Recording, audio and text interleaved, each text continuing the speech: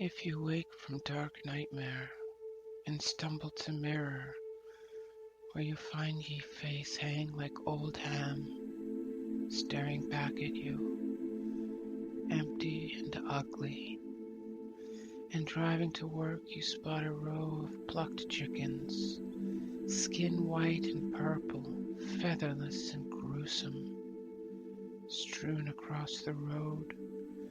They resemble your smelly, sticky, and stupid genitals. You are shaken awake by a policeman. He tells you you've been in an accident, that you've wrapped the seatbelt around your throat and driven through the window of a kindergarten. Then go home, climb into bed, and have a glass of warm milk.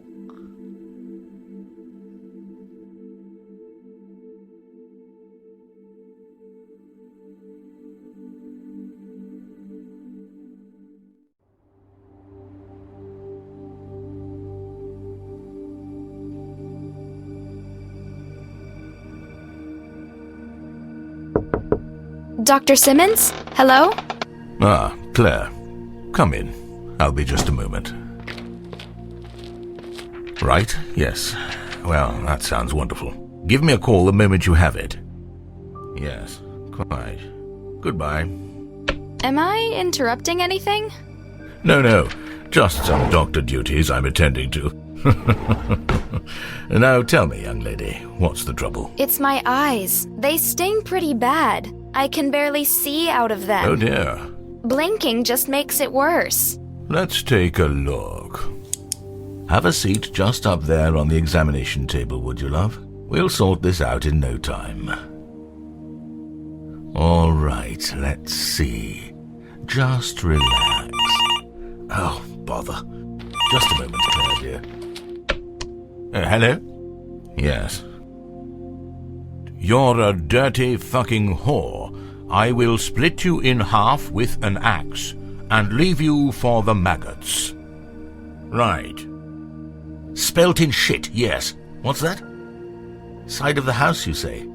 I hadn't thought of that. All right. That could work out quite nicely, actually. All right, then. Yes. Goodbye. Oh, are you sure I'm not intruding?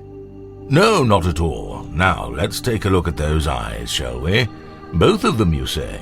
Yes. All right. Look up toward the ceiling for me. Perfect. I sincerely apologize. It won't be a minute, dear. Dr. Simons speaking? Oh, yes, hello. Okay. Flood the house with urine, you say? Yes. She'll never recover from losing those rugs she bothered me to get her. Yes. A nervous spell might help me during the custody hearing. All right. Well, you're the expert in these matters. All right. Goodbye. Busy day? No more than any other, my dear. So, Claire, can you see the door? Yes, I can. Fantastic. I see similar eye problems with a lot of girls your age. Quite popular, really. So I'm writing you a prescription for heroin. Inject it directly into the side of each eye twice daily. I'll give you a refill, but if you run out early, not a problem. You can pick up Skag at just about any street corner at night. Come see me if it gets any worse, and I'll take another look at it. Oh, okay. Hello, Dr. Simons speaking. Ah, I'm happy you called. Yes, I'd like to upgrade my revenge package to a burglary as well. Yes. One thing, though. I'd like to watch. Oh, dear. No, just slap her around. Break the TV, that sort of thing. Oh, I'm booked solid this week, I'm sorry. How does next Tuesday at 11:30 work?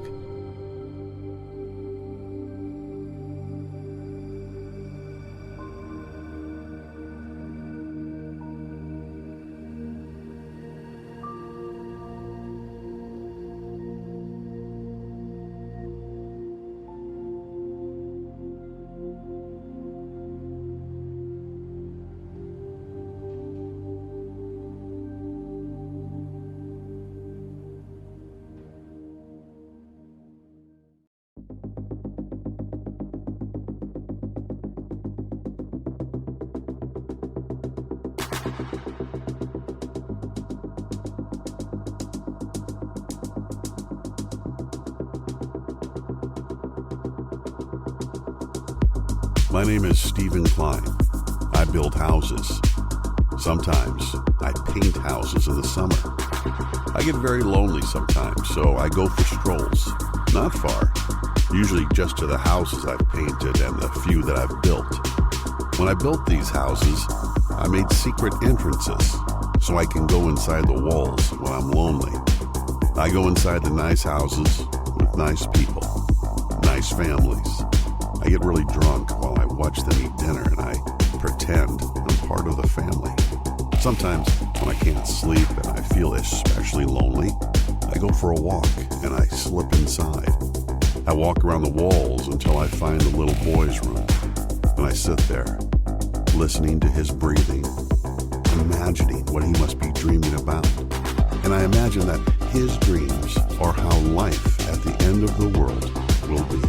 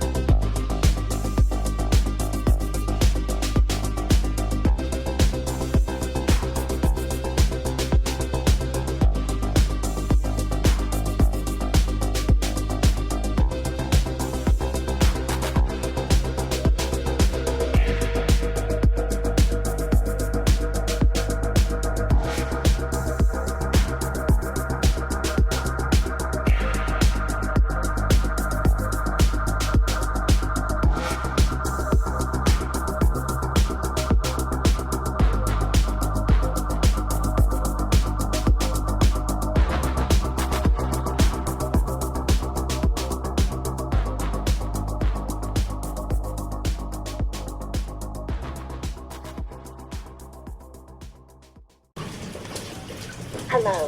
Just a moment. Your call is now first in line and will be answered by the next available representative. Thank you for your patience.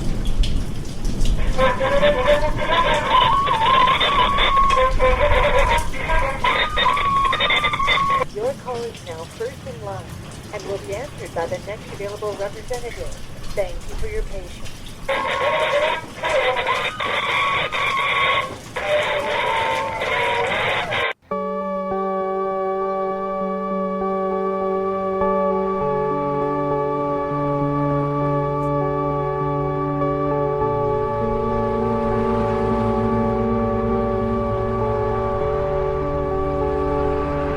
A young guy just learns to like see his own sex is sellable, and all of a sudden people just laugh at him and make him feel stuff because he's young, and it's like, why laugh at him? I know I've done it when I was like 14, and I got laughed at because like nobody really understood me when I was 14. And, like, why the fuck do they laugh at me?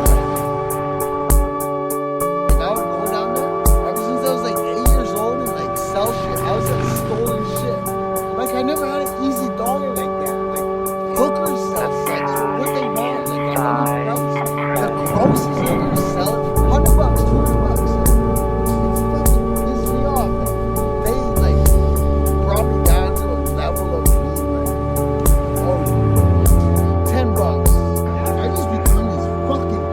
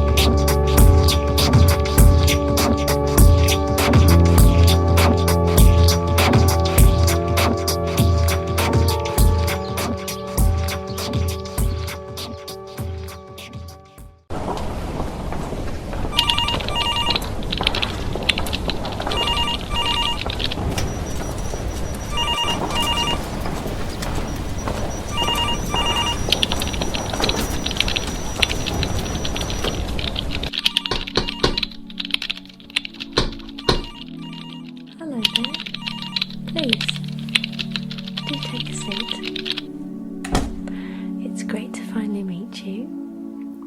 I know we've spoken a few times on the phone, but face-to-face interview is always better. So today, if that's okay with you, I just want to take down some details, input them into my computer, and I would like to have a look at your CV, and I have some questions for you as well. Is that okay? That's right. Great. Okay, so I have your first name. Could you remind me of your surname? Well, that's none of your business. Okay.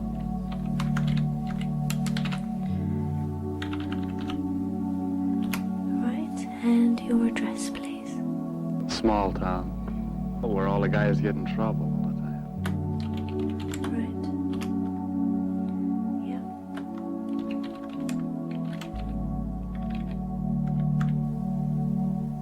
Right. Okay.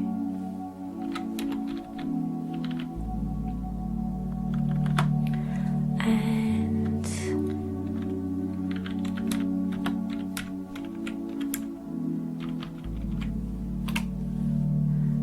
okay. Great.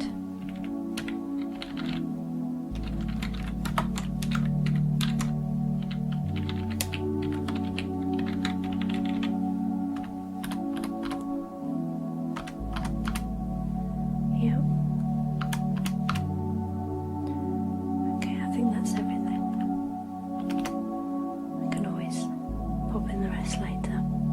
I'll just move my keyboard out of the way. I think I've been in my job a little bit too long. That's right. I can see from here that things haven't always gone the way you'd like them to, but that's fine. Right.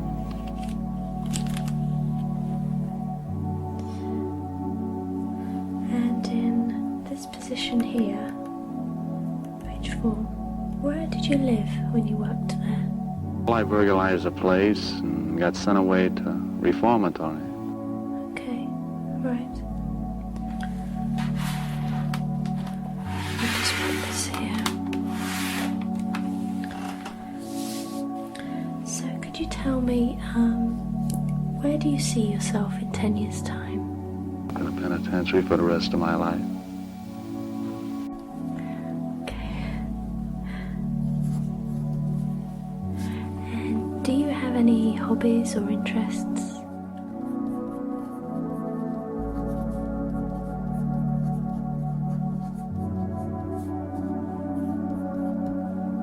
Well, I was 17. I stole a car. Went to Oklahoma. And I met a couple of guys in Oklahoma in a bar one night. Started talking to them. We got pretty friendly. And we went out this certain night and robbed about 9 motels. Any sport? Anything? Do you have any home commitments? Do you have any children? No, that... Well, I got in a family argument one night and I was mad at everybody. So I went uptown and I stole a car and started to leave. Okay. Are you married? Well, I started meeting older women and I thought maybe I still had a home. I went home for a couple of days, but it was the same thing, so I took off again. If you had difficulty dealing with another member of staff, how would you deal with it? There wouldn't nobody worry about me if I got killed or anything. So I don't worry about anybody else. But another death to me is all. So, in your last position, were you paid weekly or monthly? Well, the same night. Right. Normally, we would call you later, but I have to say I'm really impressed. Everything that I've seen, everything you said to me, You just seem like the perfect person for the job, honestly. Right. So, if it's okay with you, we'd like to accept you into our company. Alright. So, yes, go and see reception and I'll see you again soon. Okay. Take care then. Safe journey home.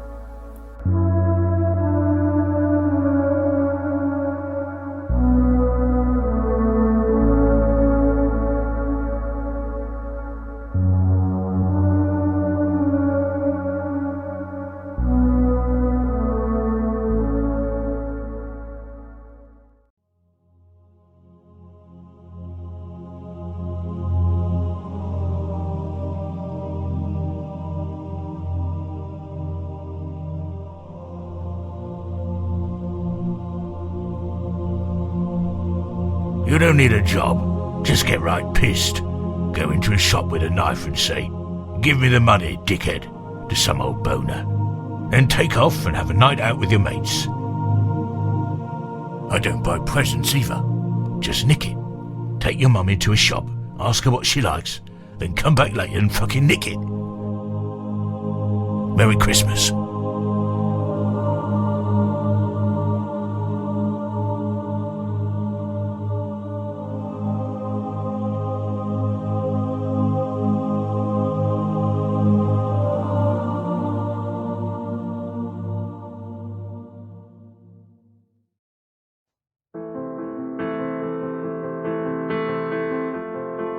One time when I was 9 years old, my dad needed to take his car to the mechanic. He yelled across the room, "Put down your faggot crayons and listen to me!" So I did. I put down my faggot crayons and I gave him my attention. He still kept yelling because he hated me. I could see it in his eyes. "I don't want your filthy body to touch the seats! You gotta push the fucking car!" He made me push the fucking car all the way to the mechanic shop. And I met this mechanic that was fixing our car. And he told me that he wanted to be a writer. And he told me about this story he had. About this man that would tell stories to these little girls. And it turns out the man was a limo driver for the rich and famous of Hollywood. And they were part of a pedophile ring. And they would fuck these little girls. And after they were done fucking the girls, the limo driver would take the girls and they would die. He killed them. And the stories the reader liked so much were actually the stories the limo driver was telling the little girls as he drove them to die. I asked him why? Why do the little girls have to die? And he told me, "Every man you see wants to hold down and rape every little girl they see, then rip her in half and throw the slabs of meat onto the highway and into oncoming traffic. Also, the story is really great, and I will make millions of dollars, and then I too can get into the pedophile ring in Hollywood, and then finally I can kill little girls."